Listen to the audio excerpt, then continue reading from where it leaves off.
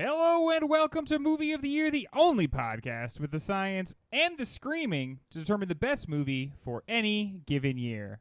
This season, we are doing 1973, and here we are, the last of the movies, American Graffiti. I am your host, Greg, and I'm very happy to be with you right now.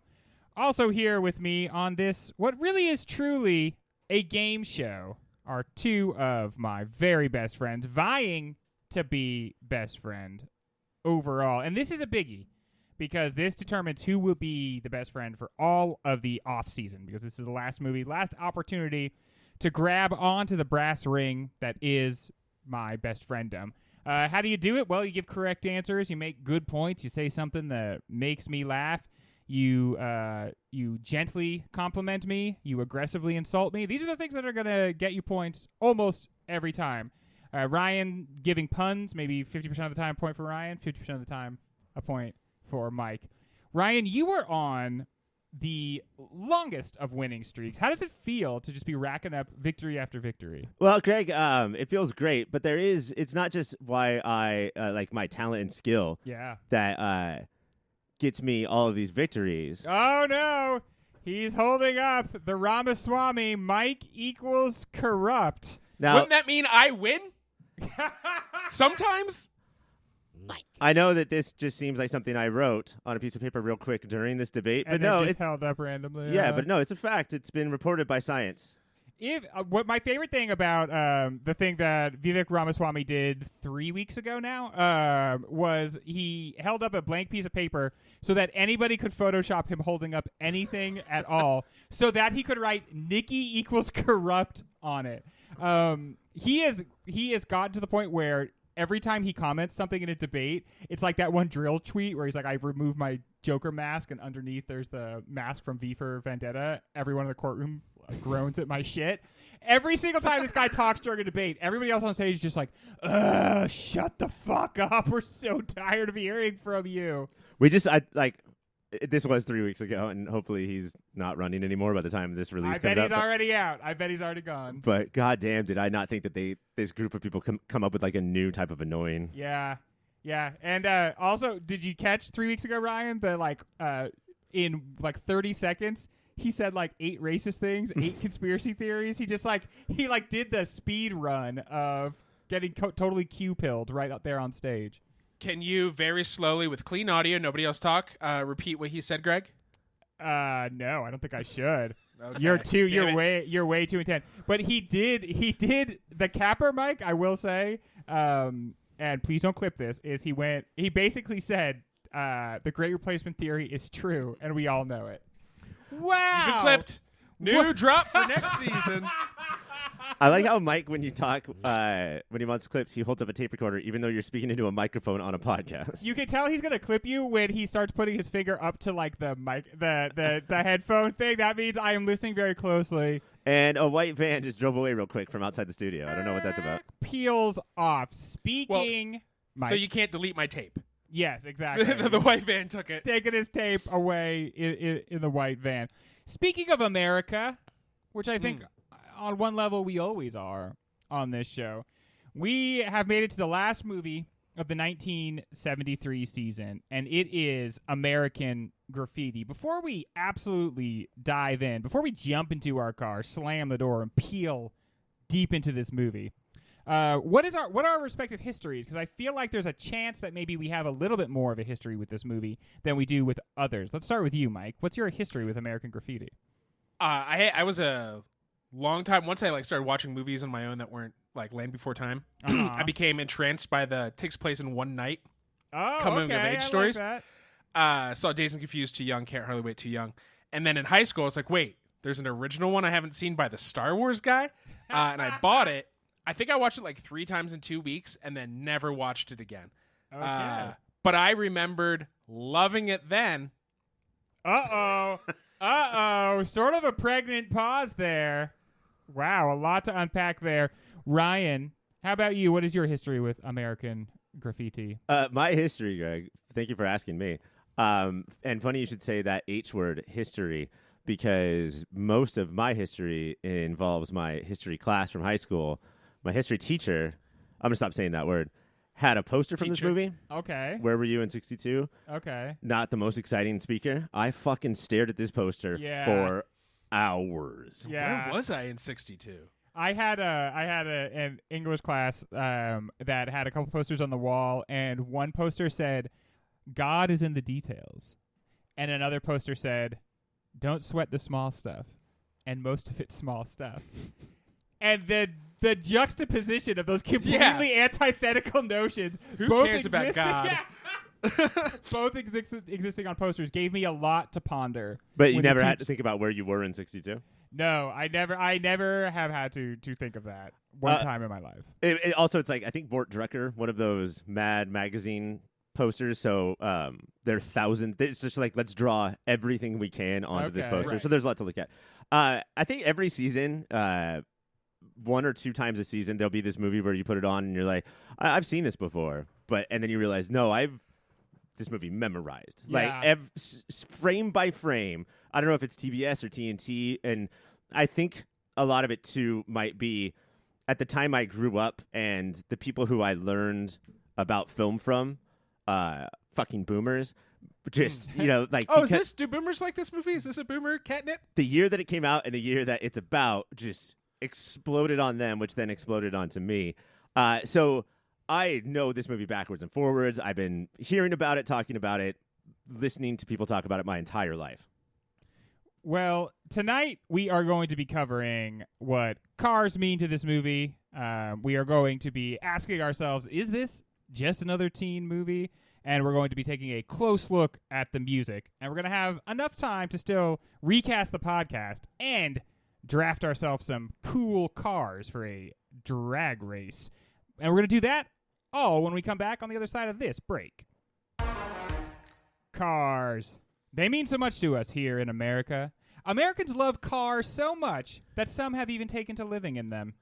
There are many images that scream America. Frat Boys, drunk chanting, USA, a gun being fired into the air after a sporting event win or loss, or simply a small child without health care coverage. But perhaps nothing bellows America quite like the automobile. In a way, it's a shame that cars have nearly completely whoopsied the environment, but in another way, it's kind of beautiful. Once our mothers and nurturers, they have now transformed into our destruction. American Graffiti embraces the awesome power and unparalleled majesty of the automobile. It's not simply something that takes us from one place to another. It is a place, an interior, the site of our hopes and our dreams, and the sodas we spill right in our dumb laps. By a guy whose only claim to fame is the entire Star Wars universe and thus half my personality, American Graffiti explores a time when things were a little bit simpler. But the world she was a-changin'.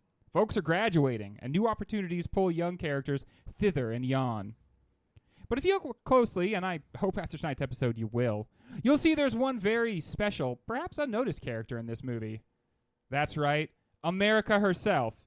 And I guess graffiti, although I don't actually remember there being any graffiti in this movie, let alone enough graffiti to necessitate being half the title. Anywho, instead of Watergate or Vietnam, we've spent the entire season sneakily talking about cars. Yay! Only to end this season with the carsiest movie since Cars 2. Fuck you, Cars 3. Part of the reason Lucas became a filmmaker is because a car crash, not unlike the one at the end of this movie, made him give up his life behind the wheel to live a life behind the camera. Is this just his love letter to cars, to the cars of that time, or is it something more? And after seeing all these cherry rides, does it need to be something more? No, the car porn was beautiful. And man, do modern cars suck ass. You ugly little mostly... And it's worse and worse in the world, but it's just silver, black, and white these days. Even the fun colors are dying. Fuck modern cars. Fun colors like plaid. Plaid, I would love it. I miss the plaid paint.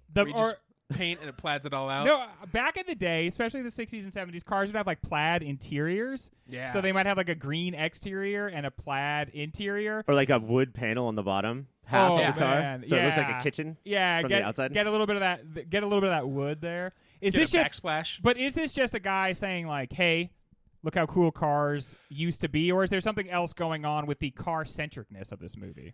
I think it's definitely interrogating the freedom cars offered teenagers at that time. I think it matters less because teenagers just want to TikTok and be at home and not have friends. But true. Wow, Mike, I did not know you had one of those walkers with tennis balls on the bottom, and you're waving it around right now. But I'm buff, so it's just above my head. Wow, look at him. He's pumping that up. So yeah, it's the freedom cars represent, and what I think is so smart about this movie is how that freedom can be a lie. It's while these kids are running all around the great town of Modesto, California, and adults don't care, is because they're all kind of still just trapped in Modesto, California. Yeah, the town of Modesto reminds me a lot of the equally fictional, because I've seen Modesto on a map. It doesn't fucking exist. No. People outside of California just know that it's as fictional as the town Pleasantville, where if you go too far down one road, the main road on Pleasantville, you will, like in the game Pac-Man, just return on the other side of the road. Right. And I get that sense in Modesto. All these kids have fucking cars. They can drive anywhere, but they You can't. can go to Fresno, Bakersfield, Dublin, California. You have the beauty of the entire Inland Empire at your disposal. Come on. It's San Bernardino if you're feeling froggy. Right. I think you're nasty. Back then they call it San Bernardino, just so you know. There's no inkling that even is like a consideration that they would take their cars and leave, even for just a weekend, much less for fucking ever. Yeah. I mean, the cars, I said this in the intro, the cars seem less a mode of conveyance in this than an actual, like, location itself. It seems like all they are dedicated to doing is like being in the car. Like I don't think it's a coincidence that the sort of the central location in this is Mel's, which is a drive-in diner. And so you just sit in your car, order your food, get the food delivered to your car, and you never have to leave it even for a second. Getting the food delivered to you by waitresses with little wearing cars on their feet. The two smallest cars you can wear. Right. You son of a bitch. When you asked us our history, I was remiss, Greg, and we hate to be remiss. Oh, my God. I used to hang out at Mel's Diner a lot when I lived in the Bay Area. There's a bunch of them. It's a small chain up there, and I was like, hell yeah. None of them are drive-ins, which is upsetting. Yeah, I saw they knocked down the original one, and they were like, fuck.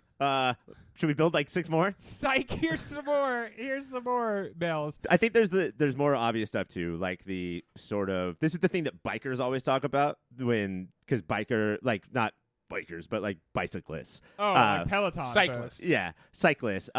Is that they hate drivers because drivers have exoskeletons and act like it. Right. Drivers are not careful of cyclists because they don't have to be. They are wearing armor, and these kids. I'm in a Cybertruck. I'm gonna cut you in half. Yeah, and why? Like, if I am turning right and I go into the right lane, even though there's a bike there, what are you gonna do? Run into my car and I will barely notice? Go fuck yourself. Sometimes they hit the side. And they're like, "Hey, watch out! You nearly killed me there." Like, I don't care. Especially cars back then, which were made of metal. Right. Not yeah, dude. Sheet plastic. This is before they realized like it would be better for everybody if the cars just kind of crunched a little bit instead of just going through whatever they impacted.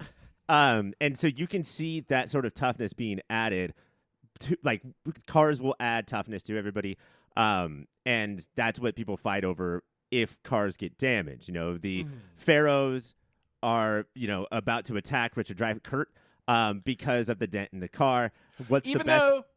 My theory is because they're like, this is our friend's car. I think they made that up. They just decided, here's a lonely guy, we're fucking with him. Guy. What's the best way to level literally and figuratively the cops is to destroy their car, and then obviously Ryan, the two hot rod racers, Harrison Ford and Paul Lamont, play these are their dicks, their exoskeletons, their everything. And unless we miss it, right? Harrison Ford is wearing a cowboy hat and occasionally speaking in a southern-ish accent, like a southern/western accent that I think is supposed to. So this is the modern gun duel, right? Yes. Yeah.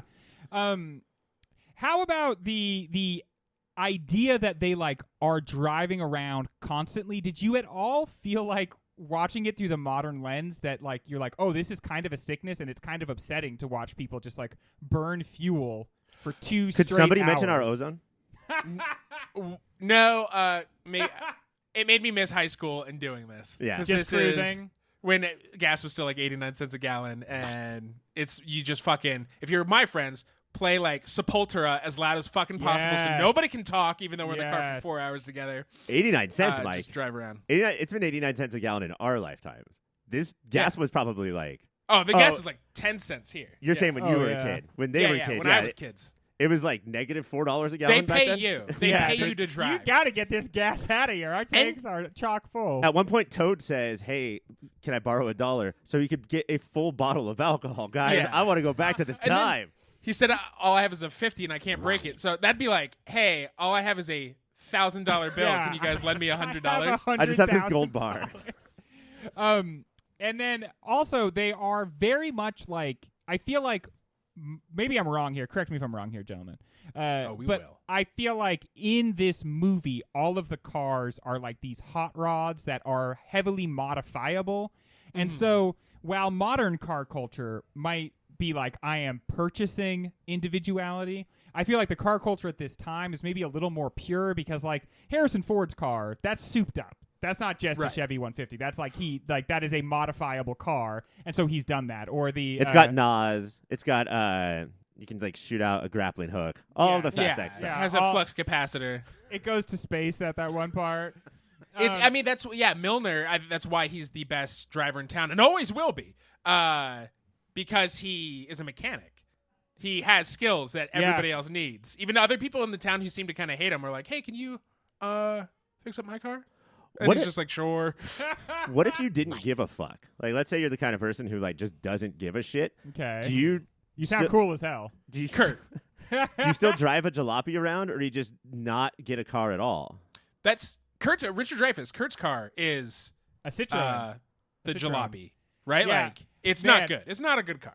Again, there's like in movies there is a language of cars, and his car is so perfectly picked because it is a foreign car. It's a French car, a Citroen, and that Citroen is like the people's car. It's made for farmers. They when Citroen made it, they said that they wanted the suspension to be like loose enough that way you could drive across a field, and it's got the little like it's got the little rag top that you can pull down. It's kind of like supposed to be everything for everybody, and so it's like at once kind of exotic, but Just then like also, this movie. but then also for like the salt of the earth, which I kind of feel like there's that. And he's got like that flannel shirt on, and you know that is sort of his character. Is just like he's not extreme in any way. Yeah, you know he's just like the affable, everybody loves guy. If you combine the word driver and doofus, is that Dreyfuss? What? Yeah. What? Is that how he got his What? character name? Oh my god! I'm okay losing. What is going on Broke here? her mind's right open. Isn't it kind of funny that his son turned out to be like one of the premier online doofuses? And he's a piece of shit as well. Like Who's his son? his last name's Dreyfuss. I'll tell you that fucking Oh much. shit. Ben Dreyfuss, and he's not Ew. the worst person online, but I mean, there's other directors who have much worse sons. yes, If you- exactly. If you want to pull up a Landis or two, you know what it is? He would never win best villain in our soon-to-come Moody's, but he could probably take biggest shithead. That's the best way I can describe him to you, Mike. Is that? No, That's who thank he you is. for giving me my 3 a.m. I woke up and have to poo deep dive tonight. I didn't know you were gonna say head at the end of that. He could win biggest. He could take biggest shit. That's take biggest shit. The last thing of vis-a-vis cars I want to talk about is stick with me here, folks. Last thing I want to talk about vis-a-vis cars is real quick too, because we haven't talked about Toad that much. Is the transfer of Richie Cunningham from Happy Yes. Days car I love to it. go from moped to get the Ginger Mobile, and just sort of like have the dick for the night. Yeah. And I mean, like he almost gets laid. Almost. I thought he did. I think you can No, they read fuck in between that the car, lines. don't they? I think they fuck in the field because he has a car. Yeah. Yeah. But they get down. I didn't get think anybody down. would ever fuck Toad. Even though he acts, no, I'm not even gonna like body shame and say looks like he does. Even though he acts the way he does this whole movie, he still gets laid. And it's amazing because that act or the character is like, man, every time you try to act like cool, I don't like you. Yes. I like Toad. It takes him a Yeah. while to learn that lesson. Yeah. He definitely- should get a different haircut. What is that? The side mullet What and is everything that? else is slicked back. It was Okay. horrific. Who did this to him? You are tempted to think, well, this is like an actor or a character that wants to have long hair, but at the time you're not allowed to do that. His hair is only long at the sides. If this guy didn't have gel in his hair, he would have like the berries and cream boy haircut. You know, like that little like Lord Fauntleroy, like just down to the ears on the side. I don't know if we're gonna get to the ending, Right. but his quick ending was that he was MIA in Vietnam. That's friendly Yeah. fire, right? Dude, okay. He got taken out by his own soldiers. That we do briefly have to talk about the ending since you brought it up. It's like you're watching the end of the movie, and then suddenly it's like, by the way, this guy died. This guy is missing in combat, and then the last guy, he just is selling insurance in Modesto. Yeah. And the way it hits the is most like horrific. the most grim thing of all time. Like, oh shit, no way, he's in Modesto selling insurance. That's fucking awful. Milner, who keeps telling everybody like he's jealous and angry that his friends are leaving, even though most of them don't. The car guy, he gets hit by the drunk driver. He's too good for this world. Yes. Richie Cunningham is Modesto. When bottles of liquor are $1, there's gonna be some drunk driver. There's gonna be. Yeah, that's facts. And there's no seatbelts, right? Also, that was from the time when if a cop pulled you over and you were driving drunk, he would be like, "You have to drive straight home with you, Pally boy." Doesn't that come from Mad Men? Okay, but you have to go straight home from here. Like, you're too drunk to be on the road. Just go home. Stop cruising, go home. And then Richard Dreyfuss is a writer in Canada. He's the one who made it. Oh yeah. Okay. So yeah, but also I felt like very heavily the implication was like, and that's who told us our story was this guy who made it to Canada. Yeah. Also, clearly a draft dodger. But here's my theory. Oh yeah, of course. Here's my Dreyfus theory that I texted you guys earlier today, but did not tell you what the theory was. No. Because nobody asked to know. I was not keeping it from you, just baiting. I just wanted somebody to be interested. I Neither thought one of you were going to tell us on air where it mattered. Oh, but I yeah. like that now everybody knows that we text. We all day, just like too. riffed on the idea that you had a theory for 20 minutes. Oh man, theory guy over here. Wow, what's your theory guy? But no, we did not say what's your theory. So Ryan, allow me to ask you now, as the host of the show and as your personal friend. Went to What's your Canada. theory? Grew up with he and his 3 friends. They grew up together. He's into writing books about 4 friends. Went to Canada, wrote a book about 4 kids who found a body. Standing by me. So he is Grew up to become Stephen King. Stephen King. Well, he's the actor in Stand By Me who But he's writes the the book. actor who plays And his Oh, name shit. on IMDb is the writer. Does not say what the... So that proves the theory. That proves it. The thing that proves the rule. Love to have a theory. Other thing that I have proof of? Mike equals corrupt. I am not Equals corrupt. Okay, we're corrupt. not a video podcast yet. You got to stop doing that. That's why I'm doing the in time alt text. Ryan holds up a dry erase board with Mike equals corrupt hastily scribbled on it. The cars of this movie are extremely different than the cars that we have now. I think for the most part we would choose the cars we have now. Are there any elements of these vehicles that you looked at and you thought, that is so nice, I wish we still had that now? Seats used to be more comfortable. Hell yeah. I Okay, think. that is the answer that I was both looking They're for. couches. Yeah. It used to be that you had a couch in the front seat. And growing up, when I was in high school, my buddy had a truck with a bench seat in the front. And when he drove around, his girlfriend sat right next to him and he put his arm around her. I know they're very unsafe, but despite that, we have to go back to bench seats in the front of cars. The way you could just cuddle with somebody while driving, beautiful. The other thing that I didn't really pick up on until this recent rewatch is how and this could have been because this is what it was like in 1962. This could have been because this is a movie. But every car looks like at all times just came out of the nicest car wash that has ever been. And Right. I find it very interesting that basically George Lucas made this movie about humans, okay? And all of their just like how complicated they are and their relationships, and just we find out so much about these young people in this one night in these incredibly shiny cars.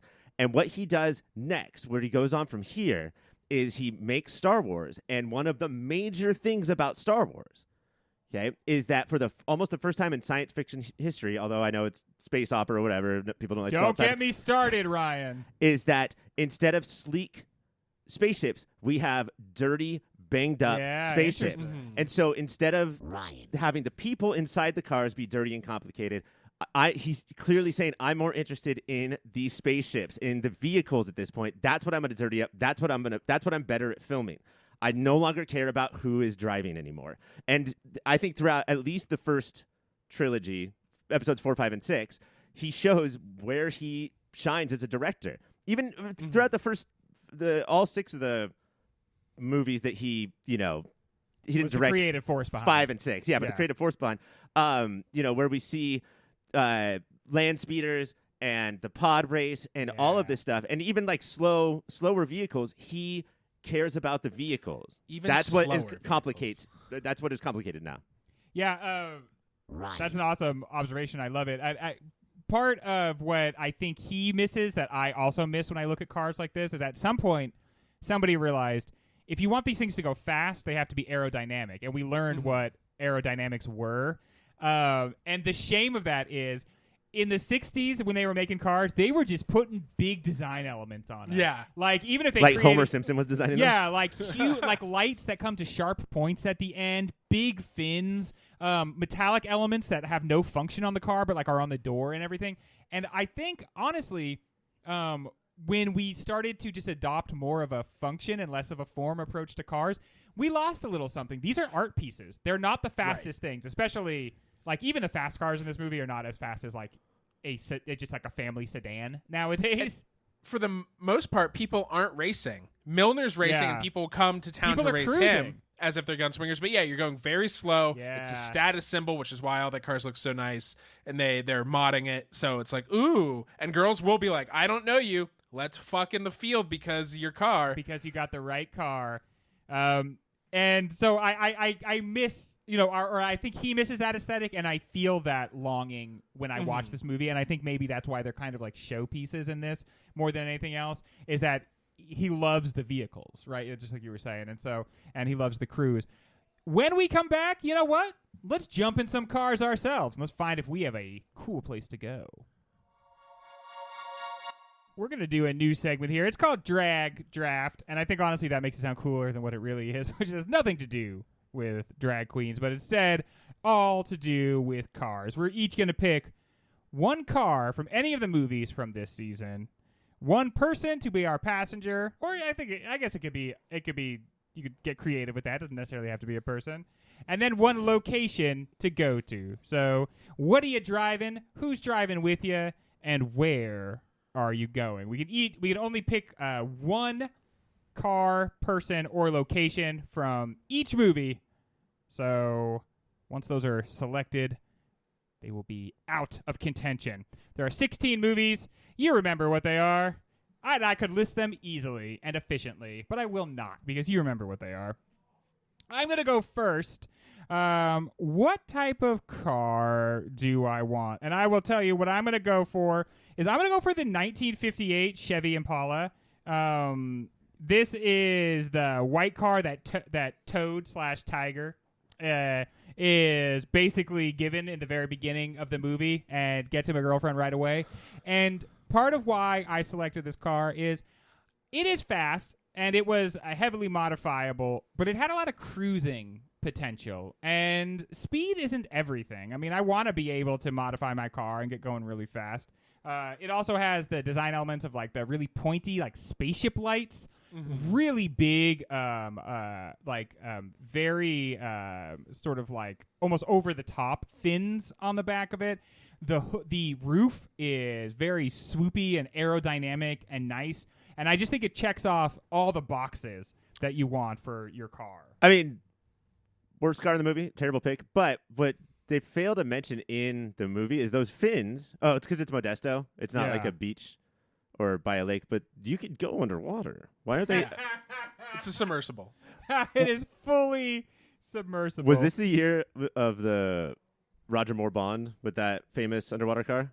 Does his car go? I don't think this is the one with the car that goes underwater. I can't remember what tricks his car does in the 1973 Bond movie that I watched. That was so bad. One of the worst movies I've ever seen in my entire life. But yeah, Greg, sorry to talk shit, but I thought for cheesy, and I'm not a car guy. You're not a car guy. That Harrison Ford's was the number one. The Chevy 150. It depends on what you're looking for in your car. I very much, as a younger man, I definitely would have been. Give me the fastest possible car. I see. That you can. The car we know will calls fire. Yeah, so the car fast. That no, thank you. Rolls over and bursts into flames right away. But yeah, I think that is the hottest of the hot rods in this. You know what's a little too fast in this car is Ron Howard in that back seat. Yeah. Settle down, buddy. hang on, bud. I think we should see other people. Also, we should bang. I have two ideas for what we should do here. So You got the order wrong, right? That's. Is his nickname OP? Because he's acting overpowered right now. Ryan. Holy shit! You never Did know. not see that I coming. really You thought I never was gonna know. get that one. You never know which way things like that are gonna go. But sometimes you're just like, man, takes a lot of chutzpah to risk giving his opponent a point just to make a joke so poor as that. I'm trying to fiercely come up with a Winthrop from The Music Man, Ron Howard, and I got nothing. He's such a little boy in The Music Man. Oh, the wealth, Fargo wagon is. He's all lispy. You know what? Mike. Mike, were you enough. eating an apple again? Is there apple stuck between your teeth? There is. I love The Music Man. Absolutely a fever dream of a movie. You can feel your sanity slipping away, and then the end of that movie, you just feel it completely go away, and you no longer have to worry about the rational world. I have never seen The Music Man in any iteration, which makes the monorail episodes that much fucking crazier. Man, you watched this is how you watch The That's Music Man wild. the first time. You're like, what the fuck is this? No, what the fuck is it? I'm sorry, how many trombones? Why is this happening? Why did they make the movie this way? Wait, did they intend to make the movie this way? Oh, they know the movie's like this. Oh. Oh, it's getting Surely so there's- weird. Oh, this is kind of fun, actually. Oh, I like this. Isn't that our boy from Victor Victoria?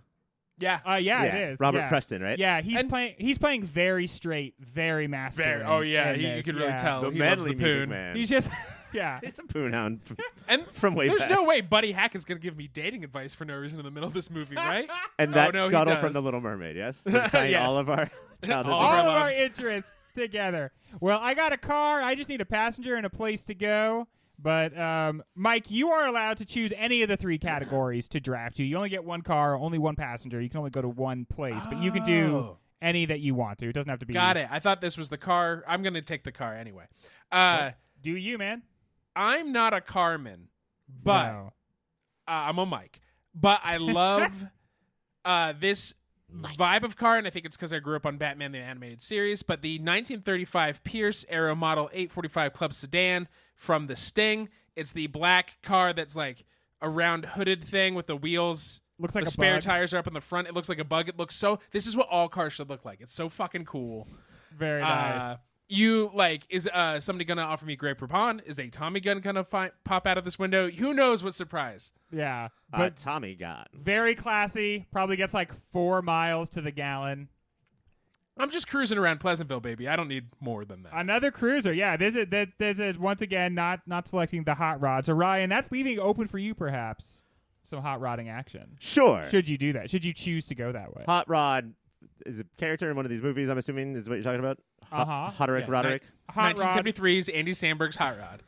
Hot rod, one of the most important Transformers. Now, just to talk draft strategy to some people that at home that may not have a lot of it, you guys have both taken cars. Yeah. You can't take any more cars. You'd be an absolute silly Billy to pick a car right here. I could wait on cars, but here's the thing. Each movie can only be picked once. Oh, that's true. So the So- Sting is gone.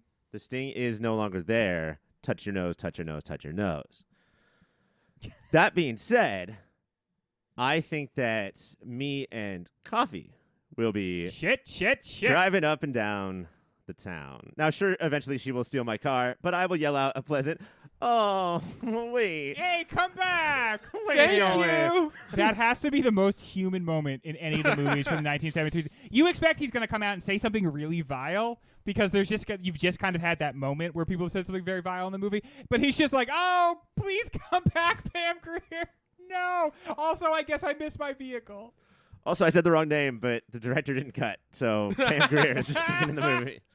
All right, that's a good get. Coffee from the movie Coffee. She can help you in the commissioning of a crime. If you get injured, she could nurse you. She has a cop friend. Yeah, she might. If you wanted to do heroin, she'd probably be like not super against it because she herself has shot up once or twice. It's just not for her. It was the time. It was the times. Everybody was shooting up a little dope here or there. And then I am going to take my vehicle. Okay. You guys are hot rodders, I guess. You go vroom, vroom, vroom. You're like, let's put the pedal to the metal, boys. I feel like we're both cruise country, though. I thought Yeah. we're both Tom cruising around. We both said that a lot. Thanks for listening when anybody else talks ever. Yeah, I'm looking at, like, I just basically watch your guys' mouths to see when they stop.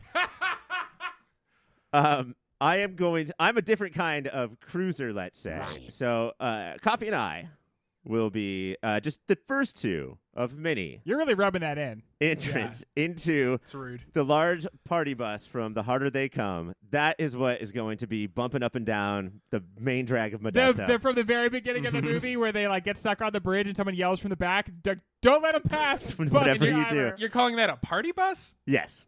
Okay. I was kind of party bus, like that one guy was passing out mangoes to everybody. There's not going to be 200 people on it. Right now it's me and coffee. So yes, Mike, I'm calling it the party bus. Once you got coffee, You never got go You got the shits. with Hoffy. a party bus. Jimmy Hoffa, man. All right, Mike, it is back to you. Are you going to go passenger here or location? I'm going to stick with location, location, location. So important. And, you know, there's a few I would like, but right now this seems the best for the cruising of cars. It's Malibu. Malibu from The Long Goodbye. Okay. Wow, Malibu's great cruising country. I love that. You get the hills, you get the ocean. It's the best of everything. Malibu is such an amazing place. It's got like bigger houses than you've ever seen in your life. These rolling hills that you can drive around in all day. And Houses that are about to fall right into the water. houses that Yeah. are about to fall. Listen, for whatever reason, I guess rich people need to feel something, so they always want to like have their houses by like forests that are going to burn Right. down, or cliffs that are going to fall into the ocean, or like a weird mountain tarn that's going to swallow up half the house because it can't find a way to be one thing. Or a submarine controlled by a PS2 controller. Oh man, dude. Ryan. Stupid. Ah, I'm those so glad we're Piss, not rich. idiots. those people. Yeah, there is a certain amount of money where you just absolutely lose all touch with reality, and then These someone- engineers are telling me it's a bad idea. Fuck them. Let's do it. How much water pressure could there really be? The guy's got a PS2 controller. Also, Let's do it engineers. and be heroes. Let's do it and be heroes. All right, so then it's to me, Malibu, and that was Malibu from The Long Goodbye, right? Obviously, Correct. I guess you could choose a different Malibu. I'm just seeing what's out there. All right, so let's see. You're gonna do location next, Mike. So I have to make sure I grab a passenger, and I kind of had the same idea as Ryan, but my passenger is going to be Margot Kidder from Sisters. Now I know what you're thinking. Dangerous. She's pretty stabby, right? But when it comes to Greg, a beautiful lady with a knife or a sword, it doesn't. Maybe she's doing the right thing. Maybe she's doing the wrong thing. That's not for me to judge. Is she beautiful? Has she got a blade? The rest is not my business, quite frankly.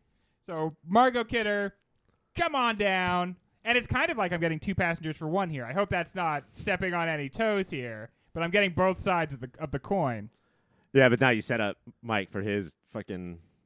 Oh yeah, I was worried what Mike was going to choose next, but I got it coming back on the flippy floppy. All right, so let's see. You guys are going to say, Greg, you've lost it. You've gone off the deep end for this one. You're a little bonkers. You're a little bit wild here. But I am going to cruise somewhere I don't think anyone's ever cruised before. I love it. Do Take my car. I'm going to take Margot Kidder. And we're going to cruise around Nottingham Forest. Yeah. The I knew animated, it. the animated, You stole it from Mike. the animated Nottingham Forest.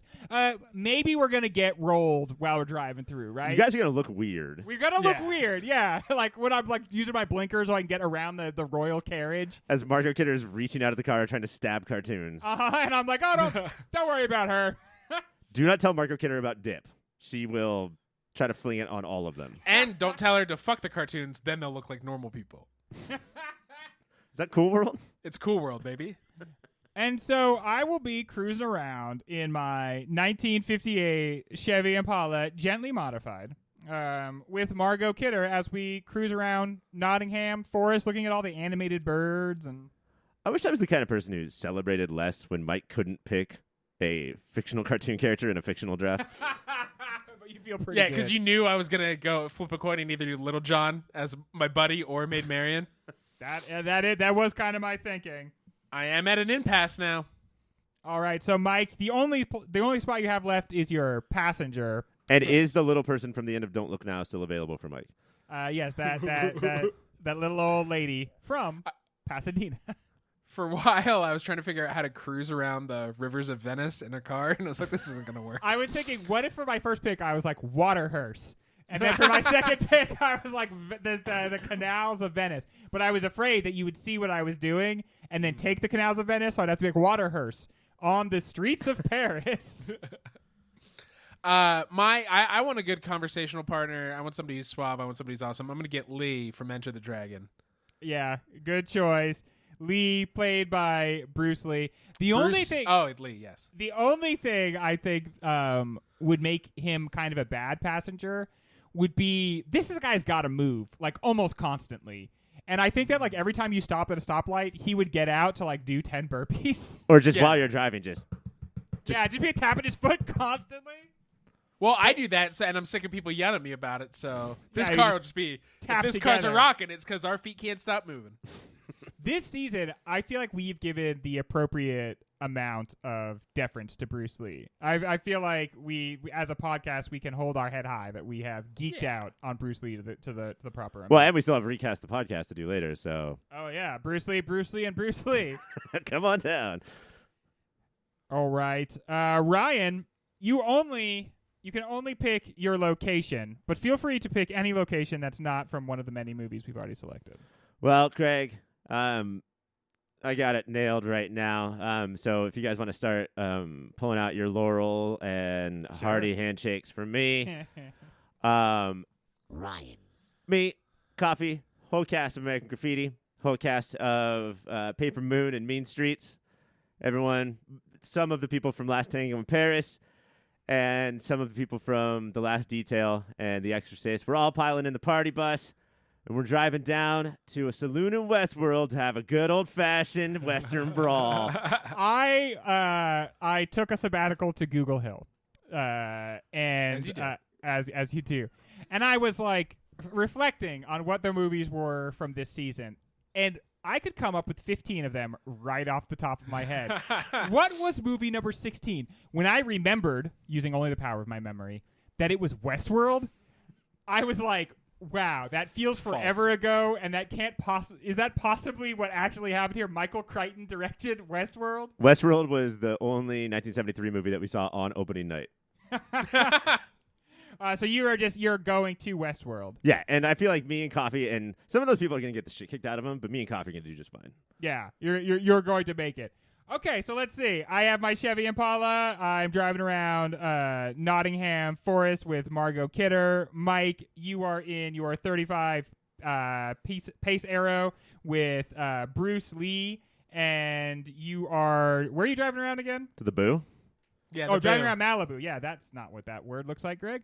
And then Ryan, you have the party bus with Coffee, and I feel like nobody objected, but you kind of threw in some other people. Yeah, I that's think crazy. He does have a whole bus, though, right? But I don't like because he said these people. He picked all the worst people, so it's the Pharaohs from American Graffiti, just Marlon Brando from Last Tango in Paris. They're disgusting.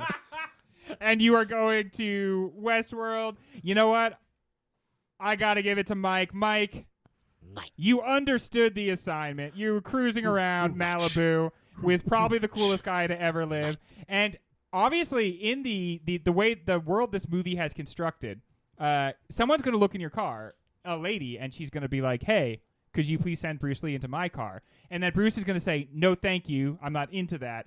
Do you just want this other guy also in the car? And according to how this movie works, they're just going to be like, yep, send him over. Anyone that's in that car can come over. Gotta get my rocks off somehow. I mean, they're going to sigh, like heavily sigh, Yeah. like 17 times. Yeah. And then finally, all right. And I'll be like, I get the first 12, but come on, baby.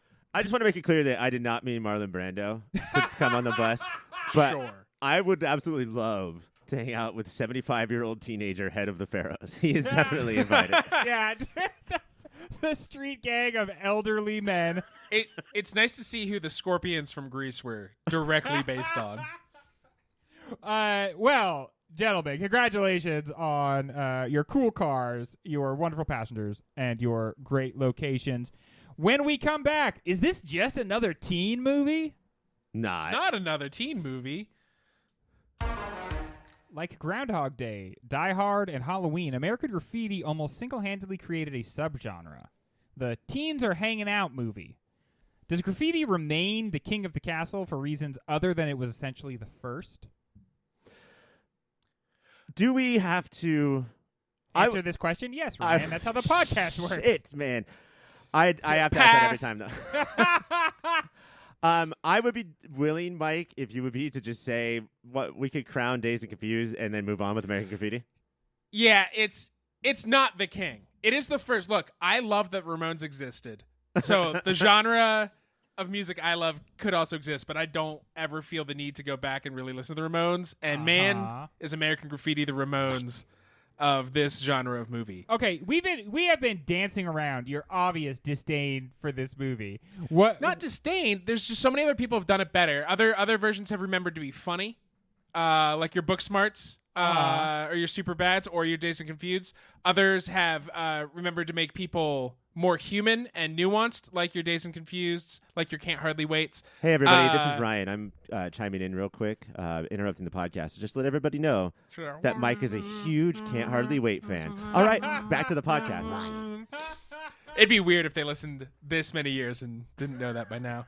There's a direct moment that Can't Hardly Wait is clearly nodding to, combining for the character of Kurt is Ethan Embry's Preston Myers in Can't Hardly Wait. There's similar vibes, similar curly-haired, chasing a blonde or getting advice from the blonde angel, and it's all about the phone. The phone to the radio station is very important. Can't Hardly Wait, for so many reasons, clearly wouldn't exist without this movie, but all of that is connected. There's a scene in Dazed and Confused of, I'm going to buy these 5 things I don't need and this one thing I do. Like it's like almost word for word.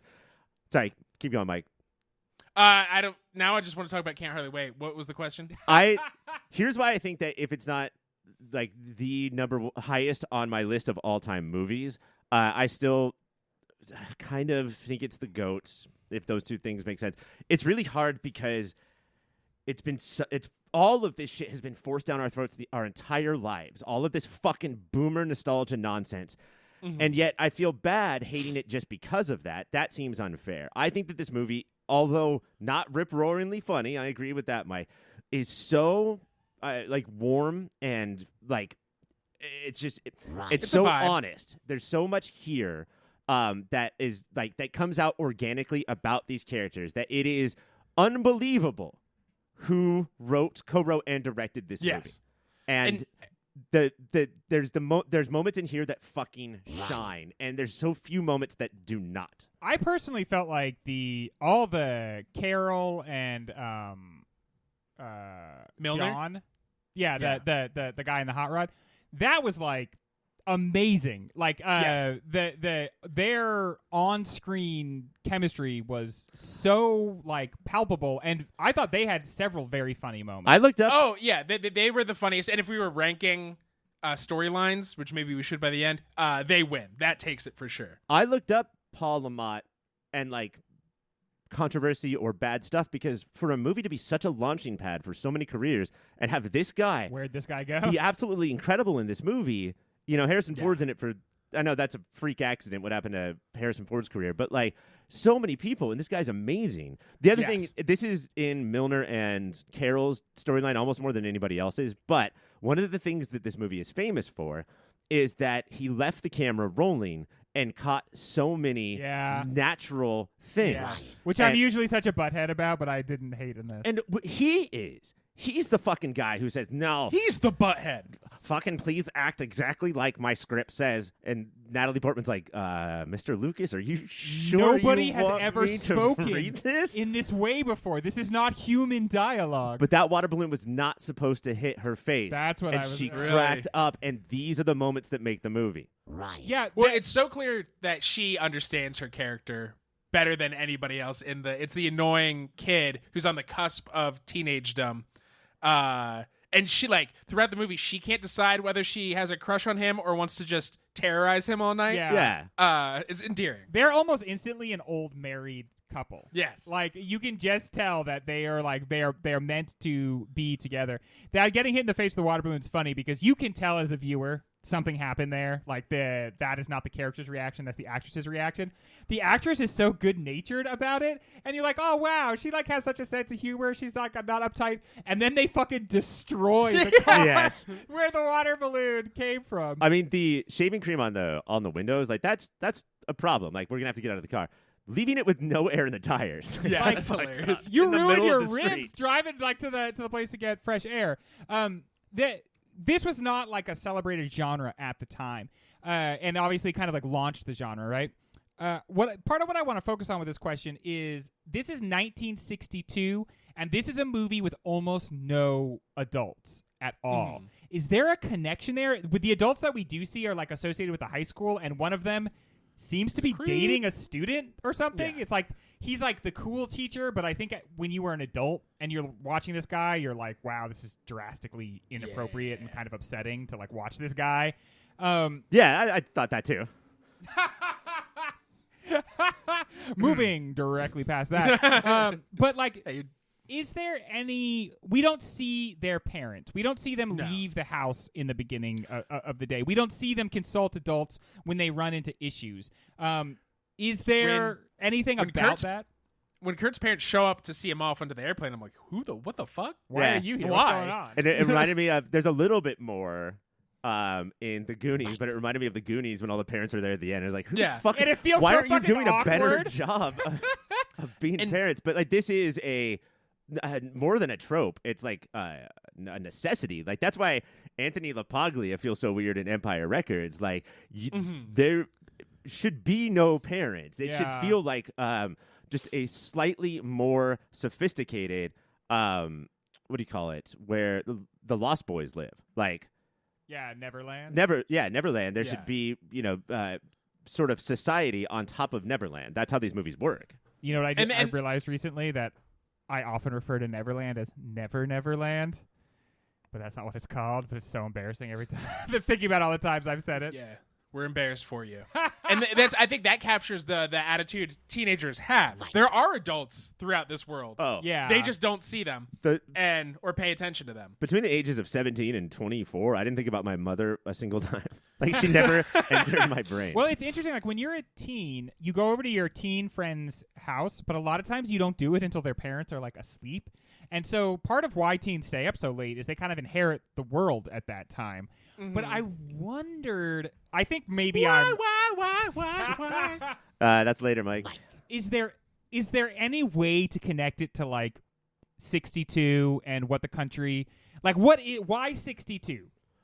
I mean, watching this movie, I realized that when they say "Make America Great Again," this is literally the night, because Yeah. this Yeah. is the furthest you can go as far as technology is advanced and all of that stuff, but still not have all of the assassinations. Like, the Vietnam War is still kind of like a cozy, cool thing. Like, everything falls apart when these kids, not because these kids leave, but after these kids leave, and the country is now, you're allowed to talk shit on it. You're allowed to burn cards. You're allowed to burn flags. You're allowed to burn bras. Just burning everything, I guess. This is when people who aren't straight white males in ties speak up. And this is the end of America being great.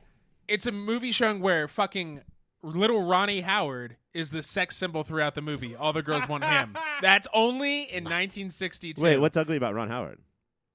Mike? No, I just don't think he's a dreamboat. Why do you Why say not that? though, Mike? If Why you do I you like say my that? If you I had like to my point to guys one with a thing. big beard that turns white at the bottom Okay. Oh, This is Uh, making more sense to me. and more of a pompadour. Would you say I'm pompadourable? Yeah, I do think you're pompadourable. More pompadourkable. I'm but adorable. Oh! that's later, Greg. What? I had a thing. How did you get Really? distracted? Did we somehow interrupt that? Teenagers. 60 because 62 gives way to 63 at the end of which Got it. Okay, go. what I appreciate so much about this movie and showing teenagers is Pleasantville is like, and nobody talked about this kind of stuff then, but that's not true. The shows didn't. Where this Right. is it's still, a fantasy land, but is the darker underbelly of Happy Days, starring little Ronnie Howard, where that is what Pleasantville's making fun of. And there are these, so even some of our protagonists are dirtbags. All anybody wants is tail. Yeah, hell it yeah. is really showing this. That was why the cars matter. You go to Mel's, you talk to your friends, you split up so you can all bang it out, and then you meet back up at Mel's to tell your friends about it. And you can't fuck in a modern car, but in these cars, No. you could fuck all day, dude. There's a lot of room in there. You could fuck in the back seat while another friend and their partner could fuck in the front seat. How messed up is it, the idea that like you're cruising around and then there's one person in the back and then the girl gets in the back with him? No, you can't do that. And then they start making out right away. She kicked him out too late in that scene. The minute that happened, kick your friend out and him. You're fucking out of here. But she dude. understands you can't deny the Dreyfus. Like, No, she was man. hot and bothered. I think getting back to like the one night teenager movie of it all, I think that these movies seem very easy to write. You list a bunch of adventures, they go on the adventures, you wrap it up at the end. And I think that there's a lot about this movie that proves, even though because of it's the first, how it writes the template, and how difficult it can be because of how easy it makes it look. All of the stuff just seems to happen one time after another. Right. It doesn't seem like there's a checklist at all because it creates the template, it creates the checklist for others, but also the big moments are so small and organic, except with the exception of one, which we'll get to later. But the guiding forces, it's not nothing. This isn't an episode of Seinfeld, which I think so many of these teen movies fall back on. Is no, we literally don't have to do anything. Right. But I just kind of wrap it up at the end by having them walk through each other's stories. Exactly, yeah, or walk away into the sunset. But the guiding force of Ron Howard and Richard Dreyfuss sort of switching spots throughout the course of the movie as who's going to go and who's going to stay. And just the whole, I mean, like when you see four characters at the beginning of a movie, even though they separate for a lot of it, there's four characters in the beginning of the movie. We sort of know what we're aping, right? The Beatles. The Beatles. It's those. the Beatles. They're from Liverpool. Those lovable lads. And so, yeah, they're going to go on their journey. I think that we even get a wizard revealed towards the end of the movie, right? Richard Dreyfuss is the only one that meets him, but the big booming Wolfman, voice, the Wizard of Oz, is revealed at a certain point to not be everything that he's cracked up to be. But this is sort of the light sprinkling of journey, not heavy-handed, not non-existent, that I think so many of these teen movies fuck up. Yeah, the movie knows its stakes. Not one person isn't like robbing a bank and having cops almost kill them. Exactly. Like, and that until the very last screen. Then they all die, or worse than death. Sell insurance insurance. in Modesto. And they all have pretty, even though there's a lot of like, they all want tail, they all have independent desires they are chasing. In addition.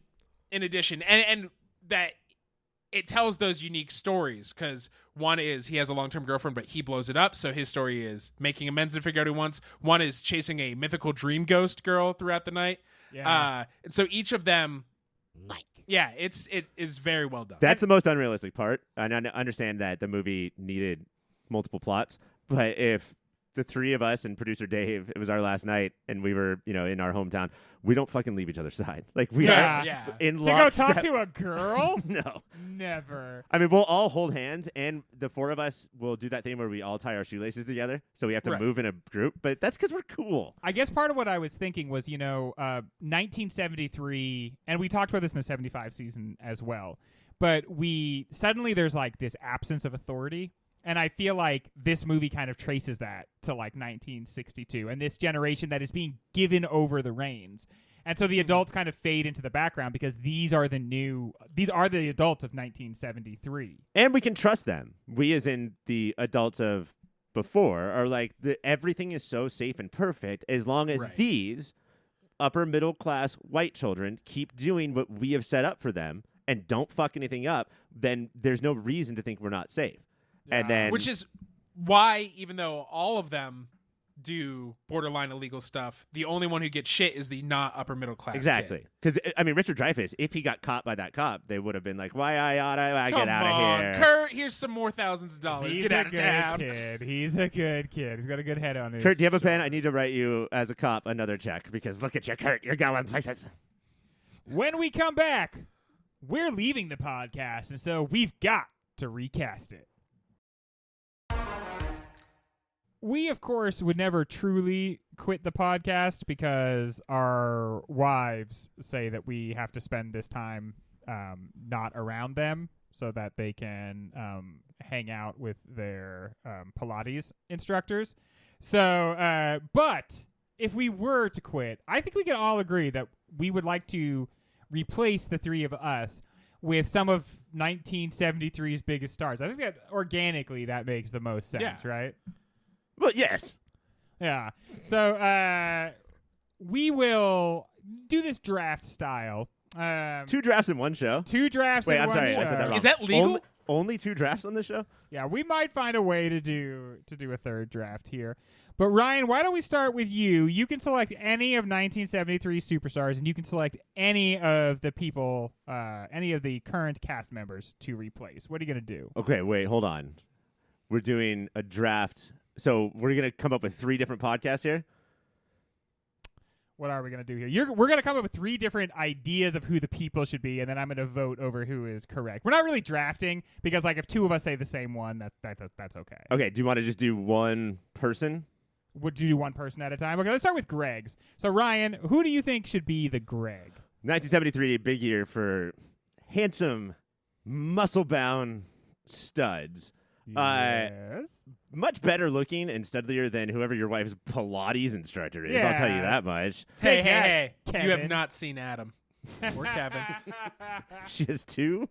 Greg, 2 different can Pilates you get this under instructors. control? She's really your house into, in order. She's really into Pilates, man. She comes back completely gassed. But who is the person from a 1973 movie that came down and got his people in order?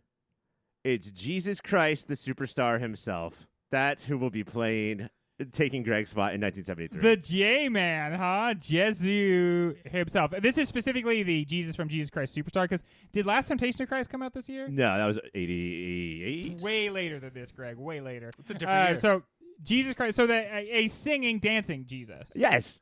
Can you describe Greg better? Better than a singing, dancing Jesus? I'm not sure. Mike, can you describe me better than a singing, dancing Jesus? Look, I'm not here to blow smoke and say you're the next savior, That's true. Greg. I'm going to just tell it like it is, straight from the hip. When I think of Greg, I think of a witty, tired, curly-haired, handsome, Grover-loving motherfucker. It's Elliot Gould from The Long Gould. Goodbye. Gould and Greg sound so much alike. Now, a lot of people would say this is first thought material, right, Ryan? I mean, would you say that this is kind of an obvious one? Almost everything that comes out of Mike is, yeah. He's corrupt. I'm not sure those are related, but I think if we pierce the veil, and we're talking specifically 73. If you Yes. said to me 75 Gould, the guy that was in sense. Nashville, get the fuck out of here. That's a completely different dude, like, who's so cool and awesome and untouchable. But this sort of like out of time, Mumbly. rumpled, Mumbly, confused.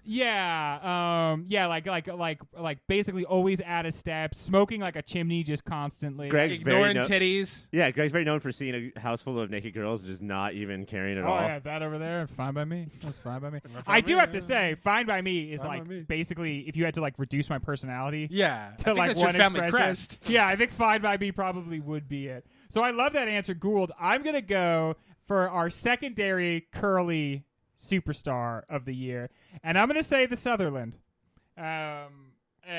Sort of again, like being able to see, but having that vision sort of like blind him even a little bit more. But the beautiful curly locks, the appreciating art, The You'll weird off- coitus. the weird coitus, yeah, The shoulder biting. yeah, the armpit forward coitus, You'll often see things, but then you'll be like, what the fuck was that? So, yeah. exactly. And then someone will be like, "Don't look now," and I'll be like, "You know what? Don't." I would probably chase somebody around the streets of Venice, but I think I gotta go with Mike. I know I made fun of Mike for and said it was first thought, but I just Yeah, real rude. if we're picking the Greg from 73, it kind of feels like it's gonna be Elliot Gould. I love the thing he does in this, which is like also a big part of Columbo, and I feel like referenced in the current show Poker Face, which is I love his like I don't know what's going on. I'm so confused. Hey, wait, didn't you say you were here? And that actually disproves your alibi. Yeah, I love Natasha Lyonne does so many of those Columbo moments. Oh yeah, one more thing. I was just thinking. Well, Mike, you were as good as Gould on that one. And in fact, let's take a look at Mike, Ryan. Shall we? Ugh. Let's take 1 solid minute of the podcast where we just look at Mike. But no, let's talk about who our Mike should be. Ryan, I'm going to go back to you on this one. When we think 73, who do we think of when we think of Mike? I sat on that damn hill behind the studio and our collected mansion thinking about who is Mike. Yeah. And 1973 was the year that a little thing called Baby Alive came out. And Baby Alive is where you put food into its mouth and it turns into mushy shit immediately. Oh, my God. This is a baby that shits. That eats and shits. Eats and shits. And when I think Mike, that's what he does. He takes food and he turns it into mushy shit immediately. That part's extremely hard to argue with. Yeah, I'm the one. That is so classic Mike. To get energy, folks, check me on this one. To get energy, Mike will actually eat food, but as a byproduct of that, it comes out as poop. Out of his quirky. butt. It's quirky. Okay, Baby Alive for Mike. Mike, agree or disagree that you are best embodied in a baby doll that eats and shits? I disagree. Disagree. Okay, so who do you got instead? The people around me who should be my compatriots don't like me. God damn it. God damn it. I am a unique dresser. God damn it. I have had weird conservative jobs in the past, even though what my personality doesn't vibe with that at all, and I hang out with reefer heads. It's Serpico. Mike, you don't have to answer this if you don't want to, but Ryan, if we had to pick one person we knew who probably got wrongfully accused of blowing another guy in the bathroom, isn't it 100% Mike? Absolutely. I'm not saying you did it, Mike. Accused. I am saying specifically that you didn't do it, but that you left a bathroom at least at one point in your life, and someone was like, "Were you blowing him in there?" Man, the guy from Top Gun gets so angry about that. Maybe I was, dude.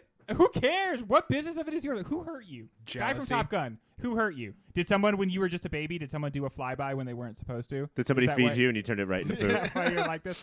Well, I also had Serpico. It was the way he dresses, and it was the fact that here's what Mike has that the Serpico also has that I love.